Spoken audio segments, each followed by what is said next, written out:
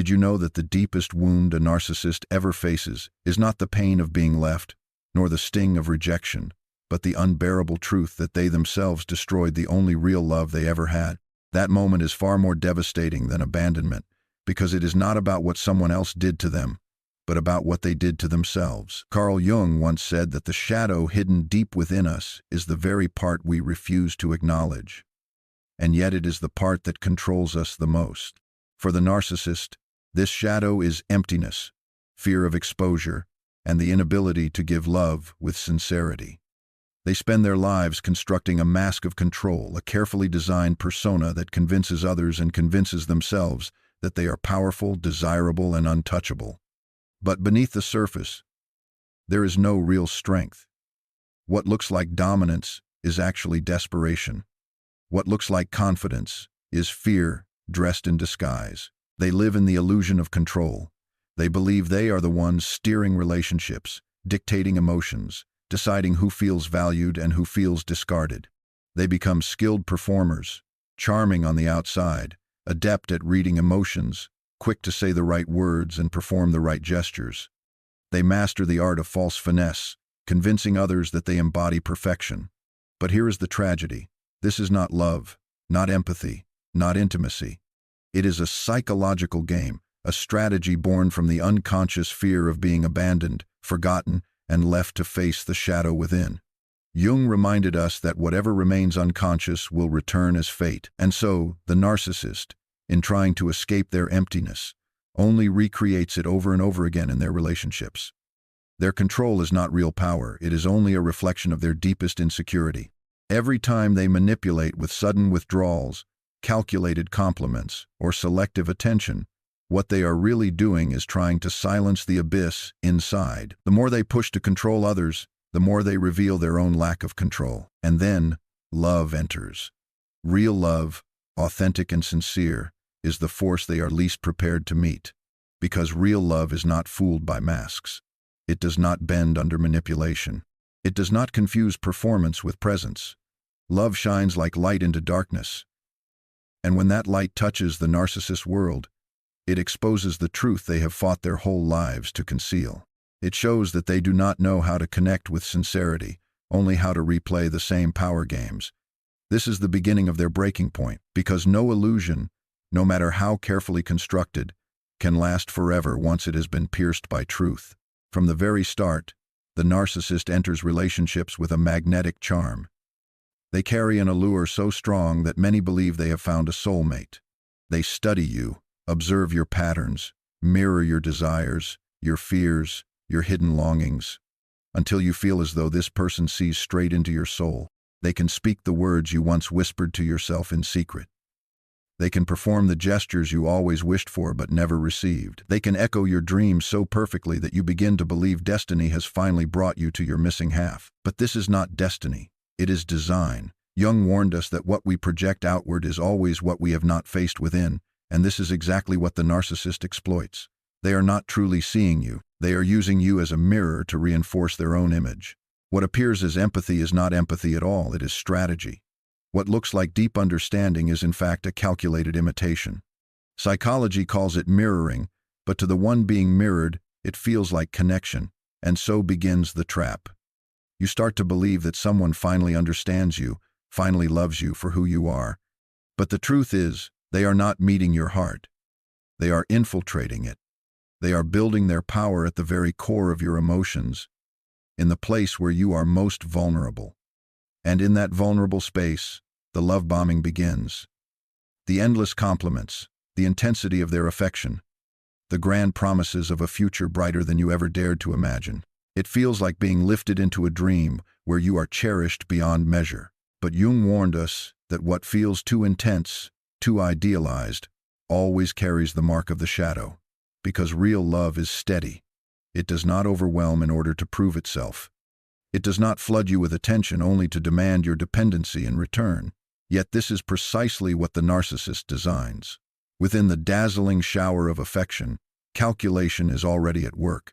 The narcissist carefully positions themselves as the giver, the one who holds the keys to your happiness, while you are gently placed in the role of dependent receiver.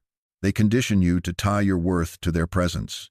And once you are accustomed to the storm of affection, their sudden silence becomes a weapon sharper than any insult. This is no longer love. It is conditioning. It is the building of an unbalanced relationship where your sense of self begins to rely on their approval. Jung described this as the projection trap.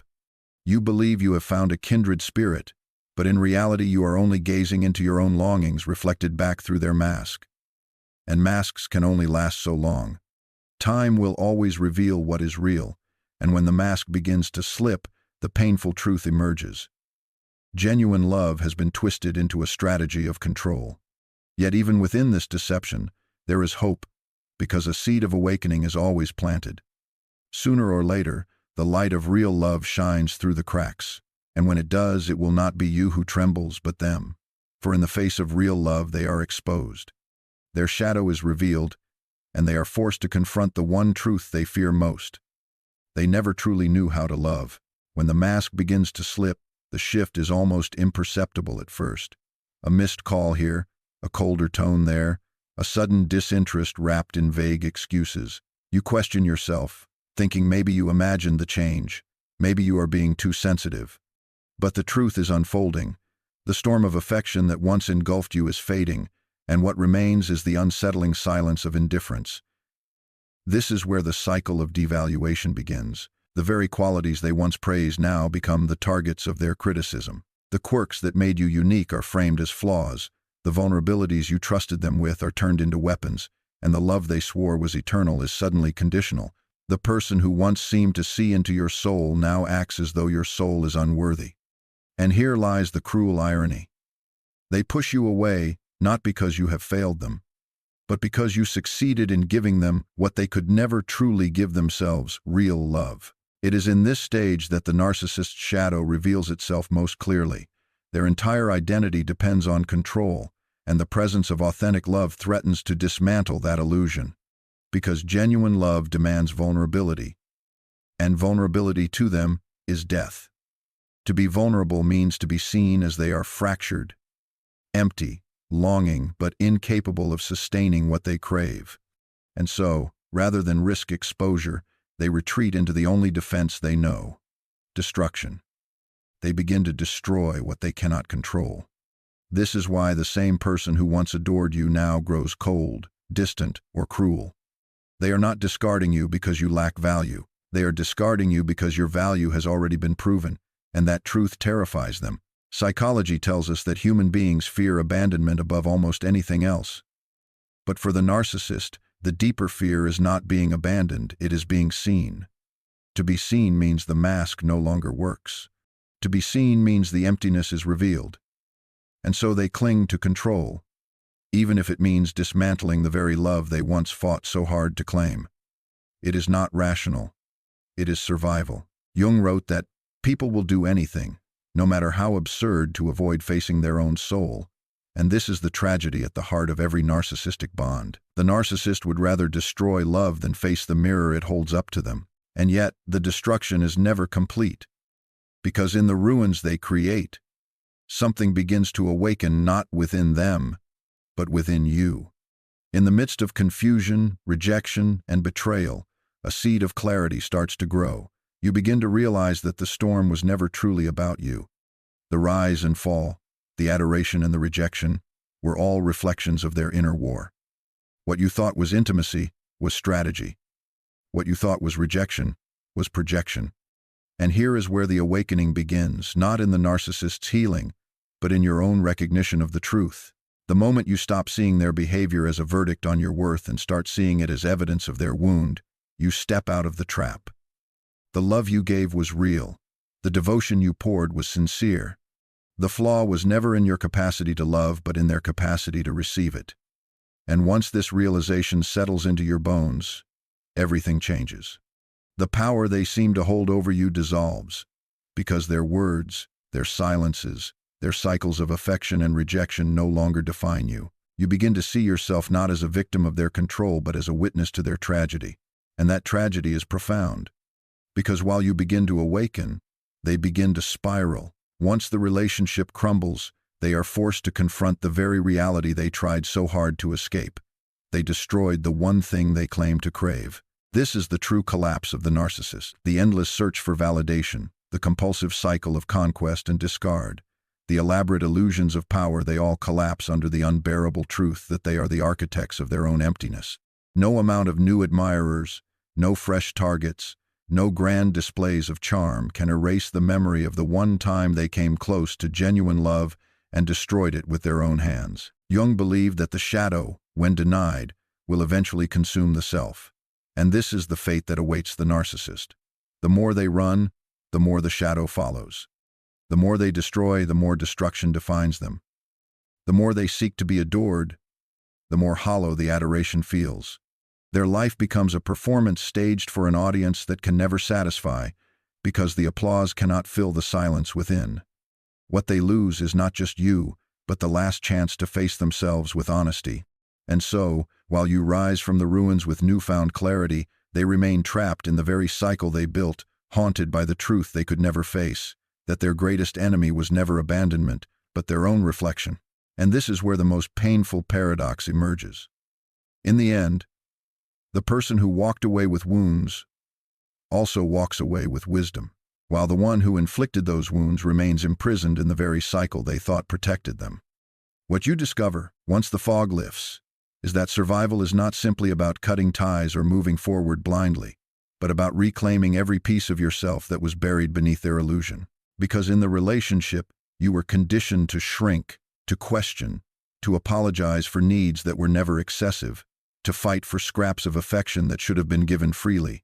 You were led to believe that your worth was measured by how well you could hold their chaos together, how much you could endure, how silent you could remain while carrying the weight of their storms. And yet, as the pieces fall apart, you begin to see that the very qualities they exploited, your patience, your empathy, your willingness to see the best in them, are not weaknesses but strengths that, when redirected, become the foundation of your liberation. It is in the silence after the storm that the greatest transformation takes place. You start to realize that your worth was never in their approval, that your beauty was never in their eyes, that your power was never in their hands. The cycle of manipulation, control, and devaluation was never a mirror of who you are. It was a mirror of who they are. And when you step back far enough, you see the entire dynamic for what it truly was.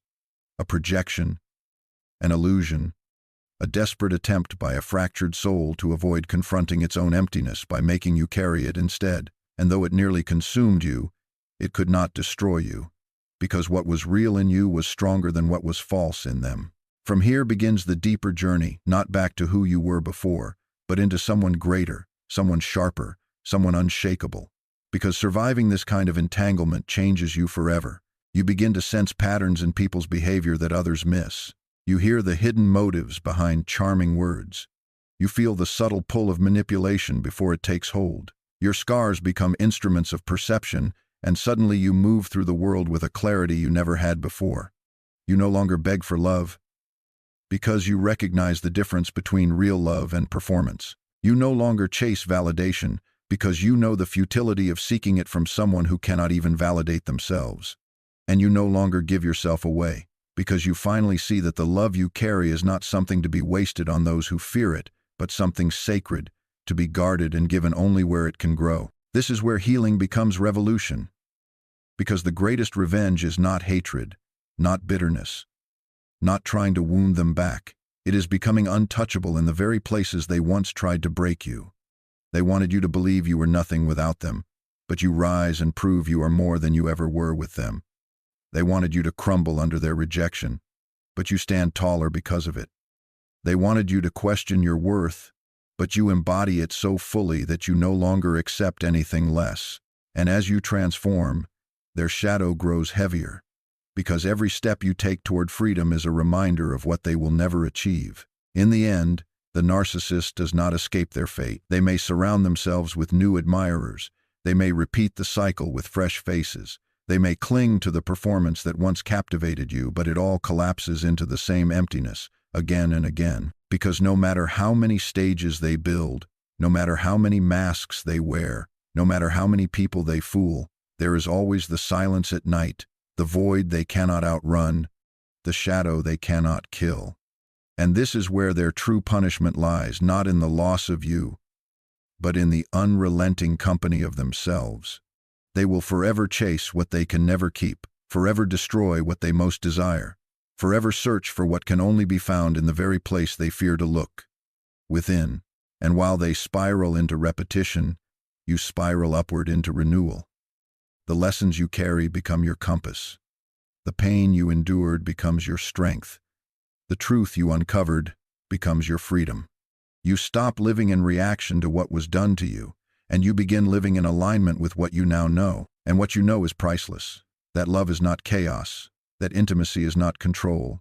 That passion is not manipulation.